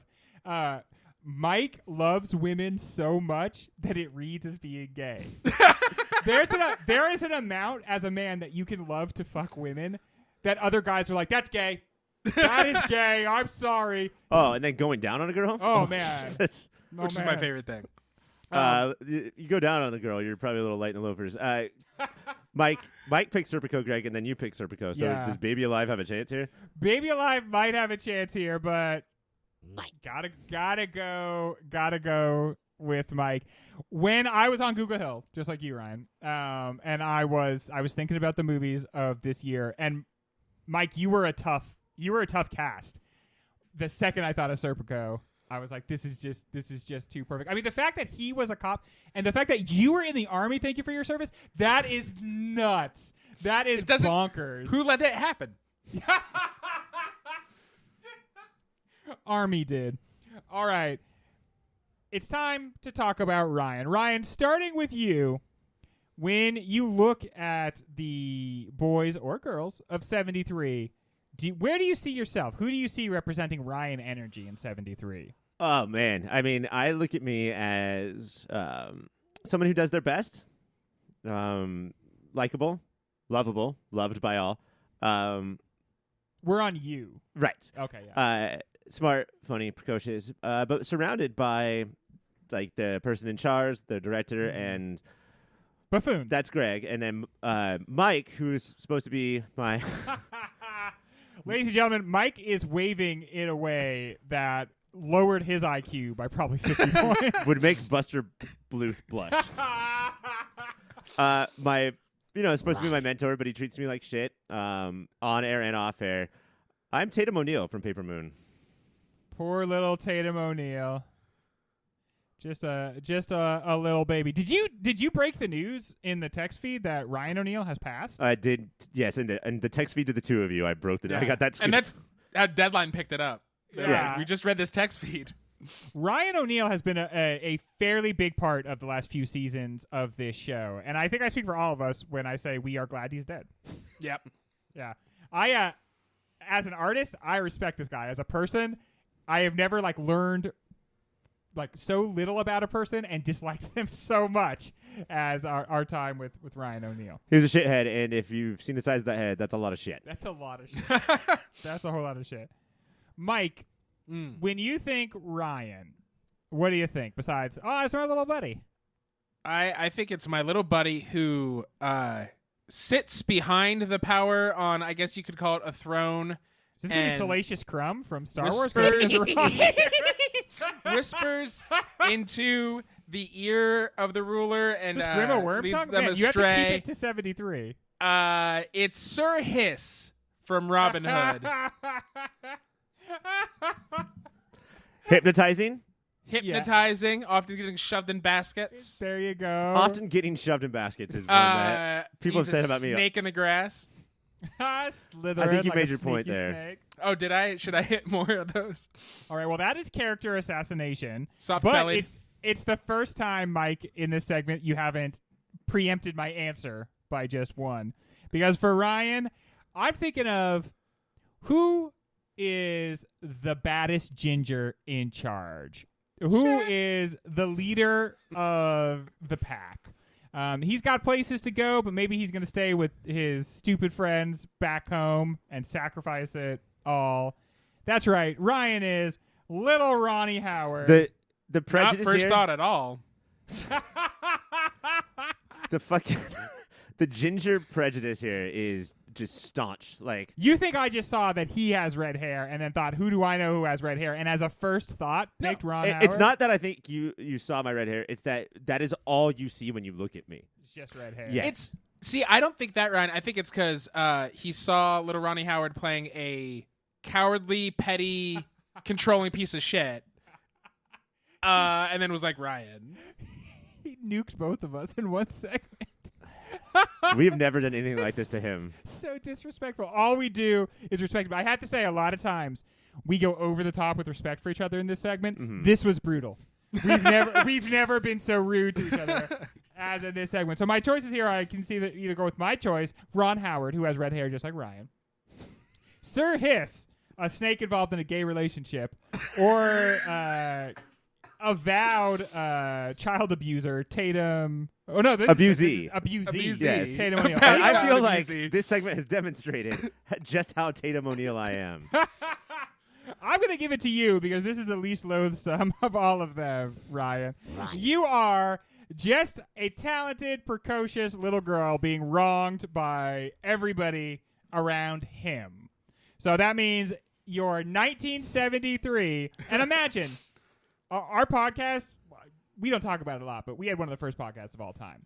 If we had come out with our podcast in 1973, pressed directly to record, we would have really been the first one in. Can you imagine the amount of cigarette smoke in that room? Just all of us with cigarettes in between every finger, pounding them into ashtrays. This is what freedom feels like. I will be played by Elliot Gould. Mike, you will be played by the character Serpico. And Ryan, you will be played by actress Tatum O'Neal, who's still alive. She did it. She I outlived. would listen. I guarantee you, within 3 episodes, I will be hosting that shit. I don't disagree. I think within 3 episodes, you may once again find yourself the host. When we come back, let's listen to some tunes. There's almost as much music in this movie as a actual singing musical. Is that a crutch? Is it overdone? Or is the music essential? And I remind you, this has been the worst season for music. And when we saw Mean Streets, we were just so glad to hear good music. But that was like the contemporary music of 73. What is this music doing? Is it helping us out? Yeah, I think it rules. I think it hits the atmosphere. If it was just cars with like old Italian music, that would suck. Or like old Italian singers in the back of every car. Yeah, like gondoliers in the back of these hot rods. Just bella notte. Yeah, but I mean, that goes back to the Venice thing we were talking about before. We need more Venice in this movie, is what I'm saying. More Venice. The Venice Beach, you could drive 5 hours from Modesto and get there. You can't. You are stuck in Modesto. I feel like back in '62, that's when they started trying to make a car that could also be a boat. Mm-hmm. And I could just see someone trying that, just driving around, cruising around the canals of Venice. There is some stuff that is unintentional, I think, here. It's so hard to tell with all directors, but George Lucas more than anybody else. Yeah, isn't it hard knowing everything we know about him to not feel like sometimes he blunders into the right choice? I think it's so obvious if you just even like a still photo of him. That's what. But I think that Once Upon a Time in Hollywood tried to do the same thing. We're seeing evidence of the last decades or so of the monoculture. Like I legit don't even know how many radio stations there were, but it feels like one or two, and the genres were the same. Like everybody's listening to the same shit, and it's the music all feels like it comes from the same 4 or 5 artists. Not necessarily a knock, but much like '62 is going to go into '63, and nothing will ever be the same again. That's more the case for music than anything else. Like there's someone's about to plug in a fucking guitar and beat the shit out of all of this. Marty McFly, right? Yes, it will be Marty McFly. He will teach Chuck Berry how to do all this. This is not the Rolling Stones per se, but at one point, most of this music is not from '62. You know, the whole movie is the '50s, going back to the thing Greg always says about the '50s ended in '62, or the decade takes. Greg does say that all the time. 2 years later to end. But Milner, right, says the Beach Boys come on. Is like, I hate this shit, and it's like, I hate this surf rock. Yeah, shit. it's because they're heralding the end of your fucking time, bro. That's why you hate it. The rock and roll's been going downhill since Buddy Holly died, and it's so nice that grouchy, close-minded, anti-future looking has been grousing for decades. Right. Is it like, besides just creating this ambiance, though, is it doing much for us? You say, like, it's the one generation leaving. It helps underscore that. I kept looking for, like, cues in the music to help us, like, understand the text of the film. Is it working on that level? Sometimes it's very literal. Yeah.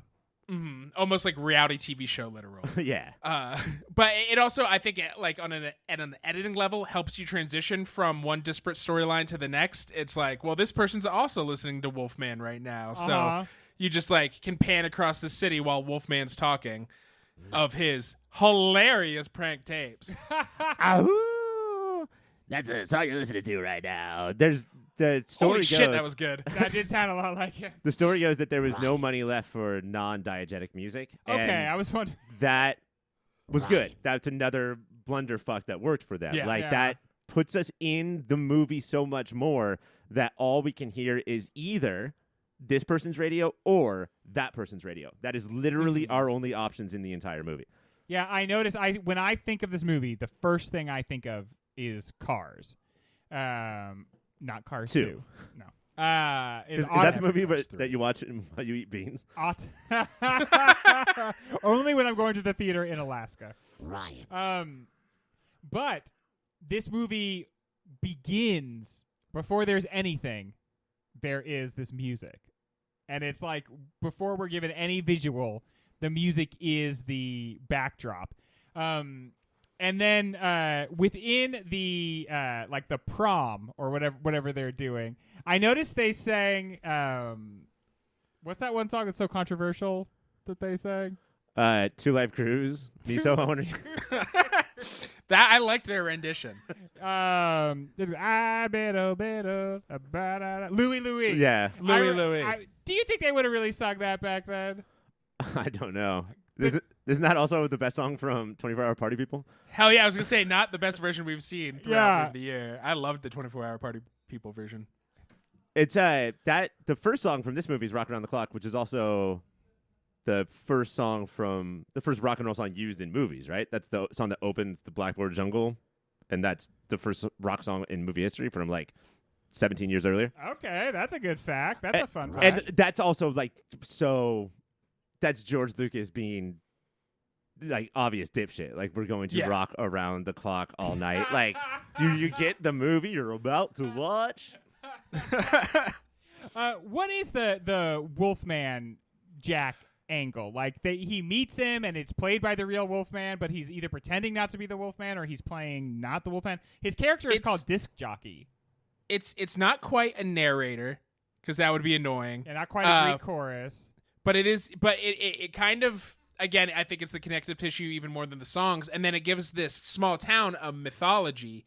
And talking about what before the internet, you just the stories they tell about Wolfman Jack, I hear you, floats around in an air balloon because the FBI's after him because playing songs is illegal, man. On the one radio station we can all listen to. Time out. No, you fucking didn't. Like, what the fuck are you talking about? What? Like, he's a DJ. Why are you saying that? I literally Modesto, fucking nuts. I literally read that he filed down his eye teeth so that they were sharper.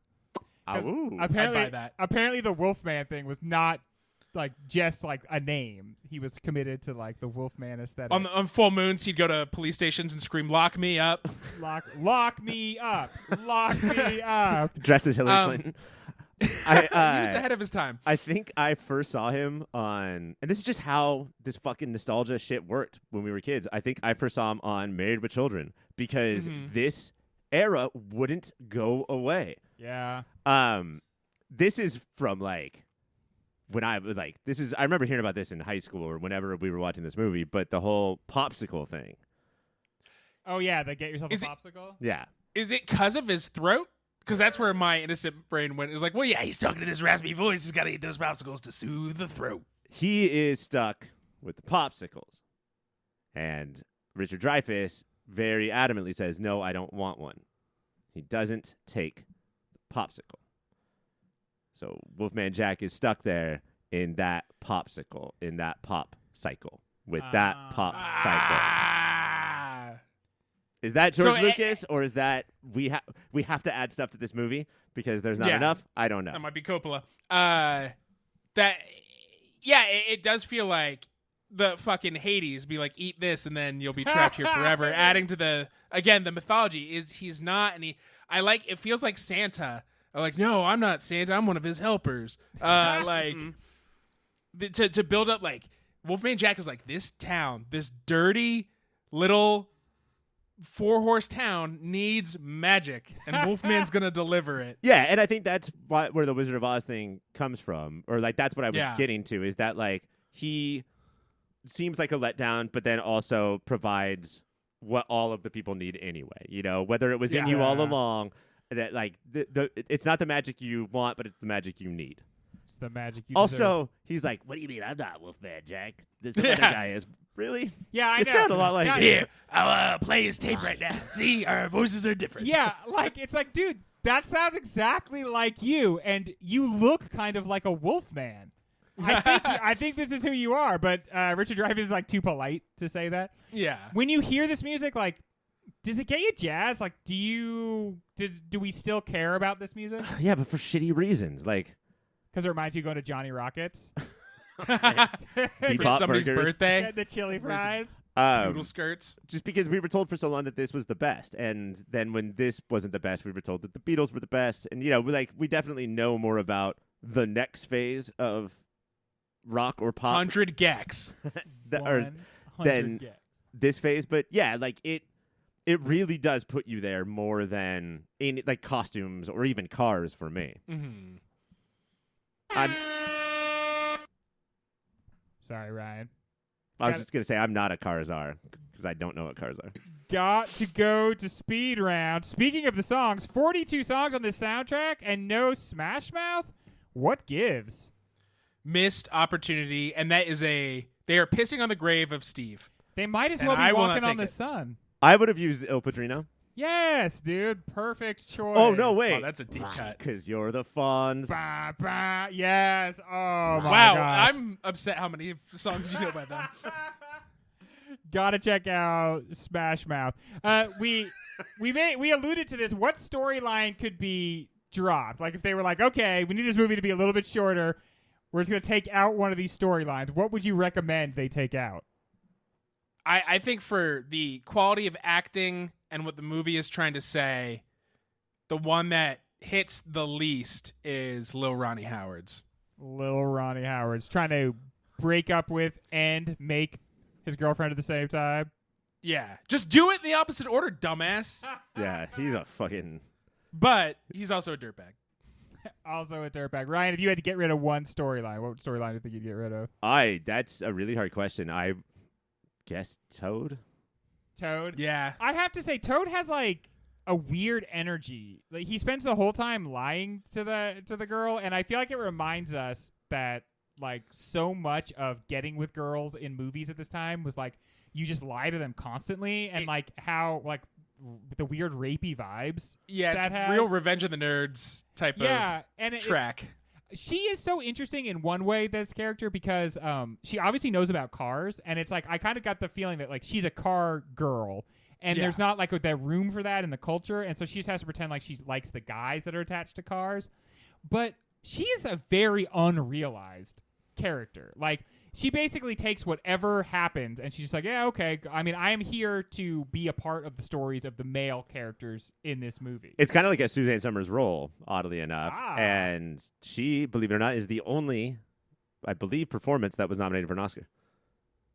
Okay. Well, I mean, it's an interesting performance. It's not the actual. Yeah, it's underwritten. She does everything she can. Yeah, with she's layering a lot of things on there, yeah. What would you rather be, a moose or a pharaoh? I thought you were going to say squirrel. Moose or squirrel? Two awful groups. The and I know we don't see that much from the moose, but they suck too. Yeah. And then the pharaohs, I don't want to be part of any gang that like would have hurts you as a and member. Bullies you. Exactly. I feel like the gangs at this time, they're like just youths that don't know what to do. Like gangs really haven't like kind of hit it at this point. They're like the gangs at Disneyland. Like, oh, you guys just have the same jacket. Yeah. That's all. I mean, they're like, we're going to go find a guy sitting on a car, and then we're just going to kind of like take him around for the evening, but constantly talk about how we might drag him behind a car. I thought that was a good bit, though. Like, one of them just made that up on the spot, and the rest just rolled with it. Yeah, dude. like, and then drag you on the car, see? Behind the car. Yeah. I have to say, it was less fun having just watched Coffee, though. That's true. It's not doing a ton for me. What does this movie have to say about relationships between men and women, and is it comfortable for us? I mean, it's gross, but they're kids.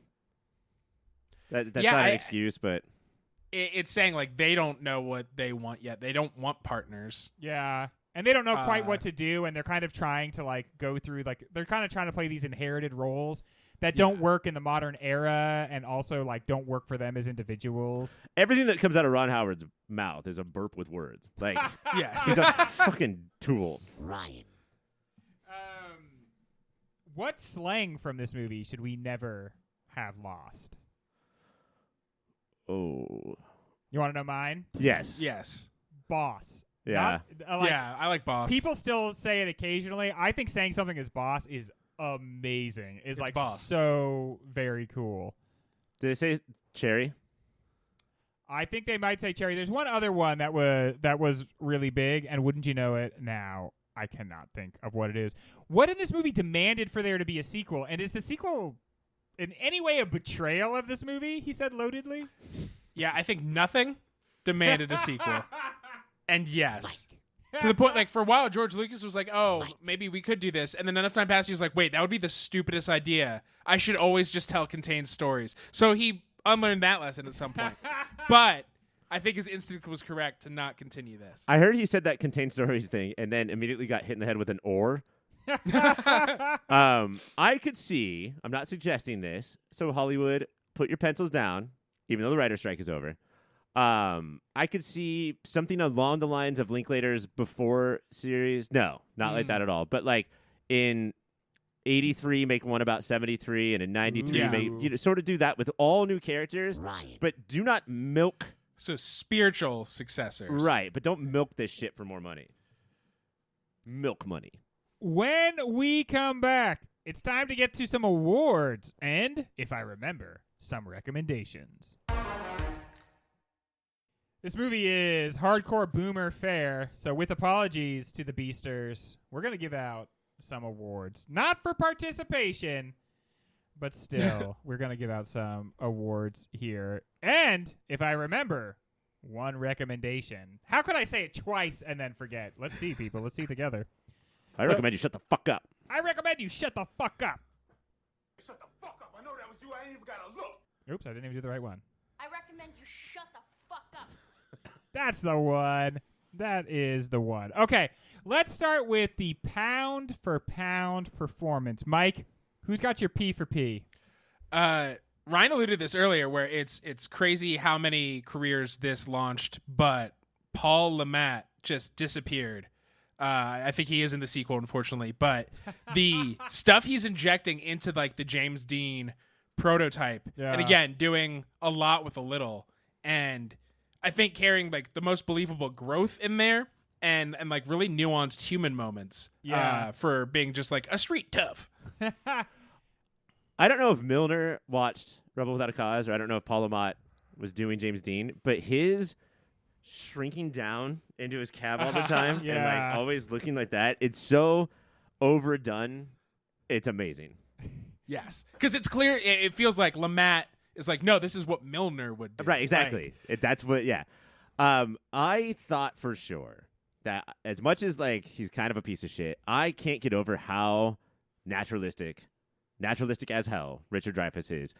His smirk. There's a part where, just throwaway scene where like he's like, I don't know if it's the teacher or somebody at the dance like brings him up to meet a couple of girls, and this smirk that he has on his face, he's trying to be cool, but like he can't wipe the smirk up because there's girls there.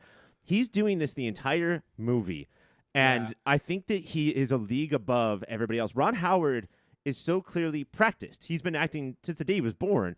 He's reading the lines and he's doing a fine job, but Richard Dreyfuss is a league above everybody except for, and I couldn't believe this time, that I had never noticed it or how great she is. Laverne and or Shirley, played by Cindy Williams.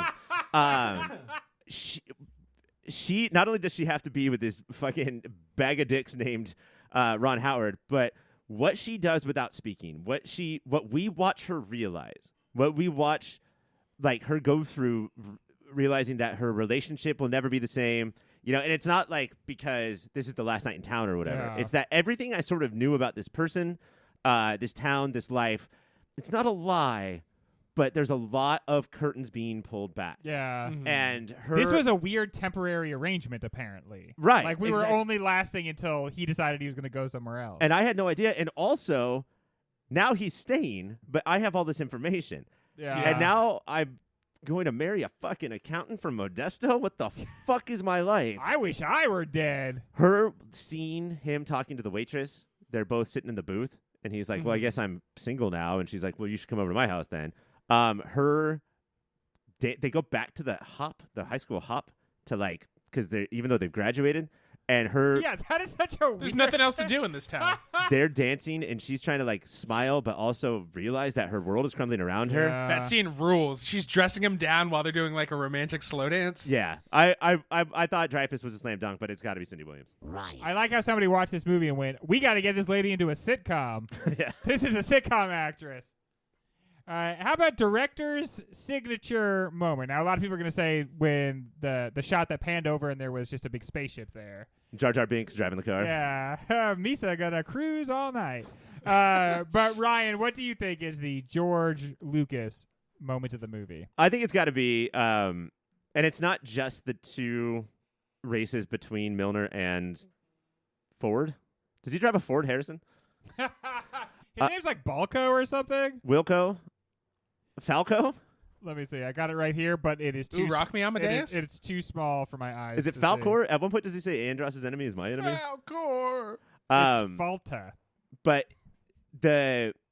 all of the quick cuts of the cars racing, knowing that he had no money, the use of all of the cameras, the making sure that he had enough coverage, and how great it looks, sort of makes me buy what comes next for him.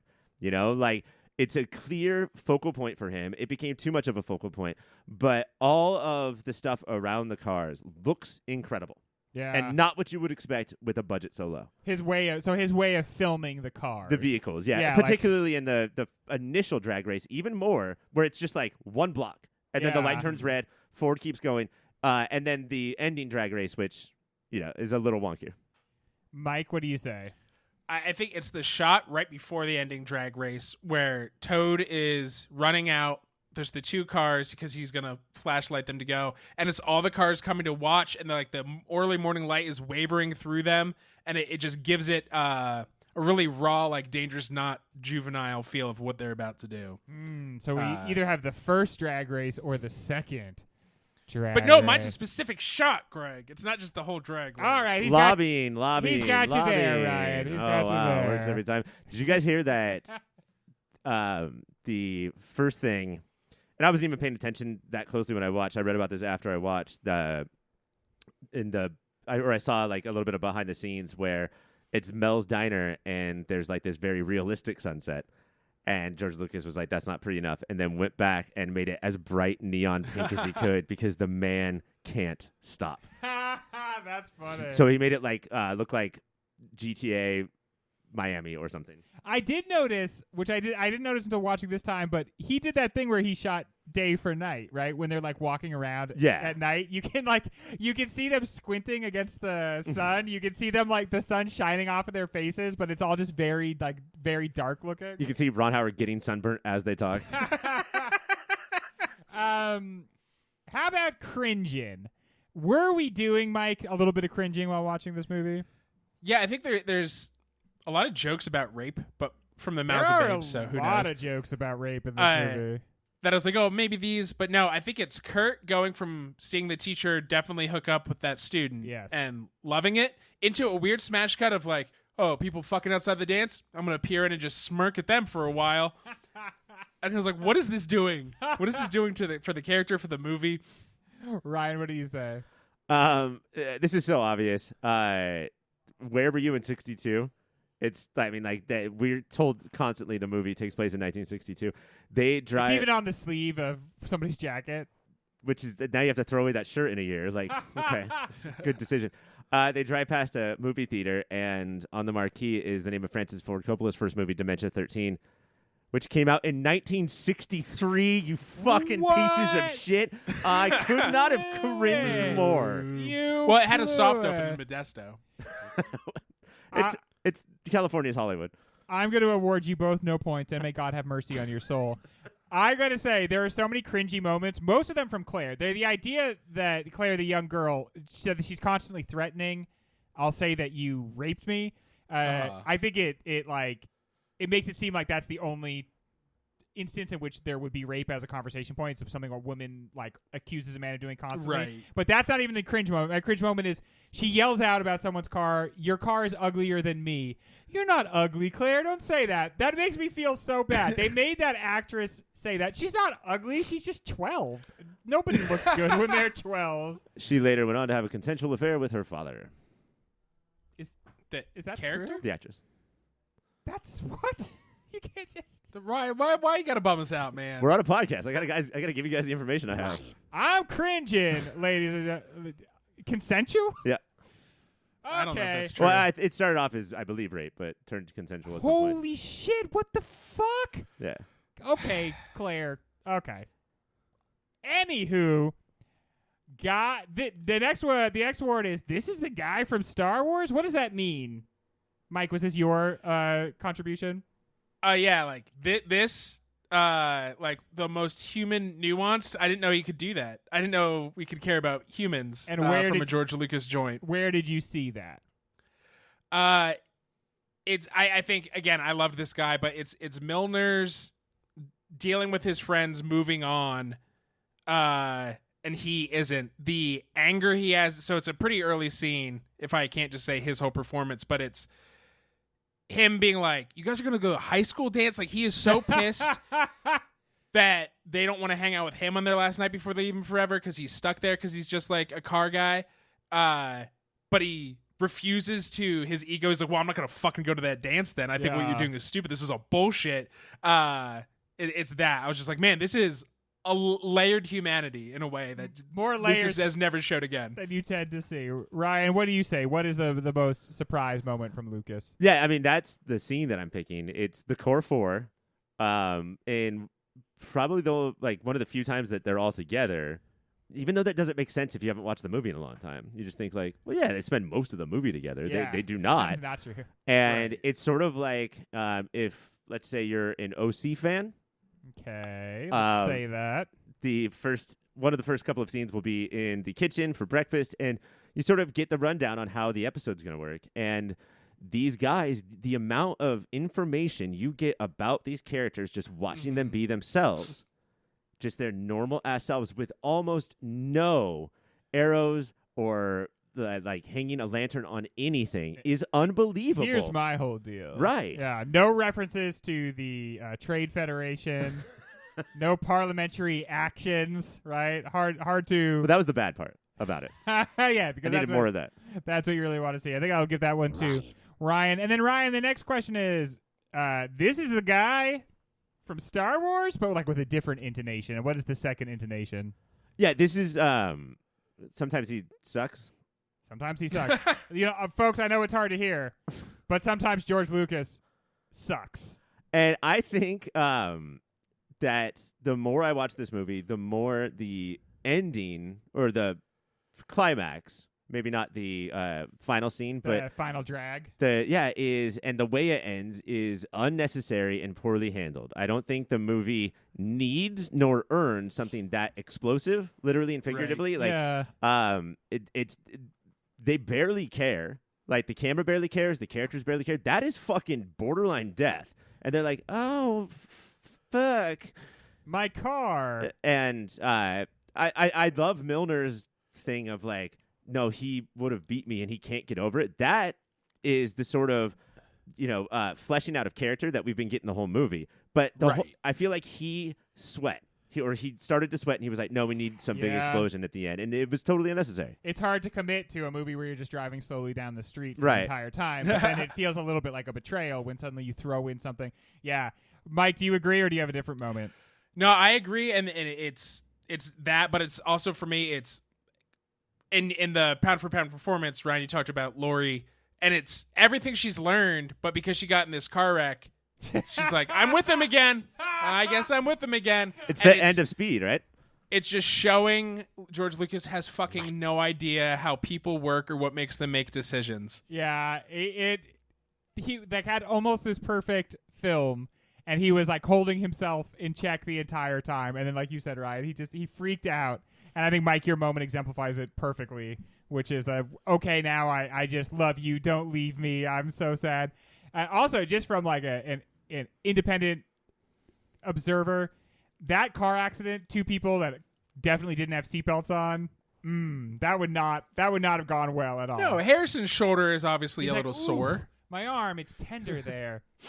And he automatically has a head wrap Band-Aid or bandage because that's how old movies work. And a cartoon lump. For recommendations, We're doing it, everybody. I'm going to start, and I am going to. This is a car movie for me first and foremost. It's just the shots of like parking lots. Just looking at all the different vehicles, they're so beautiful. I don't know enough about cars from this era to like be like, oh, that's this car, but just the way they look is amazing.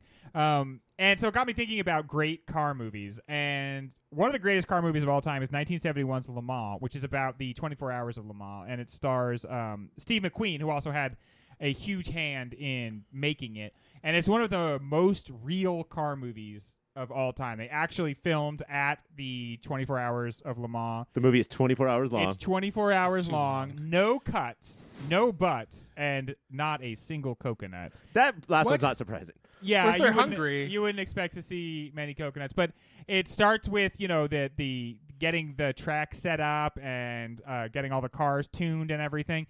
There's almost no plot. That was like seen by McQueen as like artificial for this movie, and so they just wanted to like focus on the car racing. And if you love looking at pretty cars, which my number one attraction to motorsports is literally just looking at pretty cars, Le Mans from 1971 is the way to go. I recently saw Ford v Ferrari. Yeah, dude. Because perfect. I had a child and. Yeah, you're a dad. It's a dad movie. It's for dads. So in between episodes of Yellowstone, I watched Ford v Ferrari, and I have to say, I don't know if this sounds naive, but I was a little disappointed to find out that Christian Bale and another driver would switch off. I think you guys sign up, you're driving for 24 hours straight. Because be a Mons. Don't be a Mons up and but do it. It's Le Mans. Be a Le Mans. Mons up. Yeah, Have an empty milk jug to pee in. you have to have teams. Part of what's so cool about motorsports is there's the guy in the car at the given moment, but then there's like this team of hundreds of people making that happen. And in Le Mans, part of that is you have to take a nap during the race because it's 24 hours. Cruise control. Mike, what is your recommendation? I added the first thought that I didn't do. We talked about it a lot. Is Dazed and Confused. If you haven't seen it, go watch that. But a human-focused, small stakes coming of age story that I think got too often forgotten because its trailers made it look like Superbad, and it was not Superbad at all. Is Adventureland? God damn it, you fucking pig! Why am I a pig? Oh, because that's yours. It is so sweet and I think very grounded in its specific time, which I think is 80s. Do you late remember, 70s, Ryan? early 80s. And surprising performances, and by surprising I mean everybody's doing a really good job. Even in an Ryan era Reynolds. Even Ryan Reynolds in an era none of them had good reputations then, except maybe Eisenberg. Owner of Mint Mobile, Ryan Reynolds. Yes. Owner of several Mint other Mobile Heart. Wrexham FC. Yeah, I went to Google Hill, and I was course. like, I don't give a fuck about cars. Only Cars 2 and Cars 3. And so I, much like Mike, wanted to pick a Teens Hanging Out movie. And I think recommendations it's important to, like, not do Dazed and Confused, you know? Yeah. Just like Mike did not do it. But he almost did. This is the one that, like, not enough people have seen that is truly, truly great. Because all the other ones, your book smarts, your super's bad, people know about. Dude, I gotta say, I watched a little bit of Booksmart the other day, and it does not hold up. It is so, like, the dialogue is just fucking, it hurts to watch. It's just because kids are annoying, man. You're just too old. How fucking dare you? Go watch Yellowstone. Why would I be wearing this JanSport backpack if I'm too old? If I'm too old, why would I be wearing this JanSport? Well, those are great recommendations. Check those out. And even if no one has told you to, just maybe check out Dazed and Confused. Like, we're not saying that, obviously, because that'd be hack, but think about it. When we come back, I'm going to tell you who won this episode. And then also, we're going to talk about whether or not we think American Graffiti has what it takes to beat all the other movies across the line. Mike, you scored 42 points. What do you think, big guy? It's the best I've done in a while, This best you've done in a while. but I assume the season will end the way it's gone. Unfortunately, Ryan scored 45. Ryan, congratulations. If it makes you feel any better, Mike, I think Ryan scored a few points with that really weird piece of information about the girl and her dad. And it also just turned my brain off for the next 5 dude, minutes. The show stopped. It absolutely stopped. And I still, I have not recovered. It did feel like The Ring, where Ryan's like, if I don't pass this on, I will die. So I have to pass this to these guys. Her dad was a member of the Mamas and the Papas, and, like, shit got fucking crazy. Yeah, dude, I think that there was a time where too much was explored in the world, and I think that we went too far in some direction. Another crazy Mamas and the Papa story. Everybody thought that Mama Cass died from choking on a ham sandwich. She did not. So there's a lot of crazy stories. Her daughter recently just announced that, right? My mom did not die by choking on a ham sandwich. Oh, okay. Thank you. Have a good day. Mine neither. Yet. What do we think about American Graffiti? Do we think it's got what it takes to go very far in this bracket? I think it's hard for when we're like, not just what's the best movie watch, but what encapsulates 1973 and throughout the past seasons when a movie is such a period piece. It's really hard. It's going to hit that wall. When I think of 1973, do I think of 1962? Not really. Well, that's your loss. I mean, yeah, I guess that's on me. I think George Lucas does, but we don't have that same connection to that.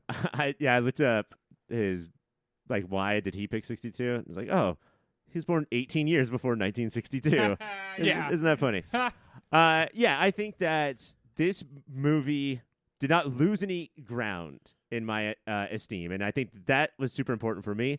I feel like that Mike came in with that tude, and I didn't feel that throughout the course of the show, Mike. Did you come in too did that stanky? change? No, dude, you know what it is? Is one, when you peel something apart, you're going to like it more. But I just remember it blowing my socks off in high Yeah. school. And like, oh, and so when I watched it again, I went, oh, this is fine. It's a fine And little it just, film, right? It didn't blow my lid off the way it did. I thought it might again. And so the two, maybe sometimes we play things up for the audience, guys. I maybe. forgot that we're not supposed to mention that. Also, do not get your lid and your socks blown off by the same movie. Like I'm naked here. you're gonna be cold. I feel like the way I feel about this movie is how I used to feel about Paper Moon. Like, fine little film. Glad I watched it. I will watch this movie again in the future and enjoy it. But it feels like in a different league than the types of movies that I really consider like what's going to win movie of the year. So I would say it could maybe win an early round, but I think it's going to run out of gas. No pun intended. I think it's going to be parked at Mel's Tough. Diner in Pun no taken. time. Best car, probably some nominations. Oh yeah, maybe musical moment. Best you know? Wolfman Jack performance. Shitheads, there's a lot of. Oh, dude, shithead, yeah. Chock-a-block full of shitheads. Best Chock-a-block. That'll go to yeah. Mike for that last one he just used. But you know, we ask this question at the end of every show, but it maybe is a little bit different at the end of this show because this is the last of the 16 movies that we've seen. No, there's probably like 4 more, right? There is not. I know you're thinking like, well, clearly we're going to watch Tuki Buki, but no, there's actually been a hair of controversy about that. There are no movies left. The slate is full. This is the last one. Wait, would we even understand Tiki Buki if we didn't watch Wonky Bunky? You already won. He's already dead, man. Stop. Stop it. There's Stop no it. points left in the 73 season. That made me belly laugh. So I don't know if this has what it takes, but what you need to do now, listeners, is reflect on the movies you've seen, go back, check them out one last time. Rewatch Westworld. Yeah, make sure you get a good look at Westworld, the made-for-TV for the movies movie.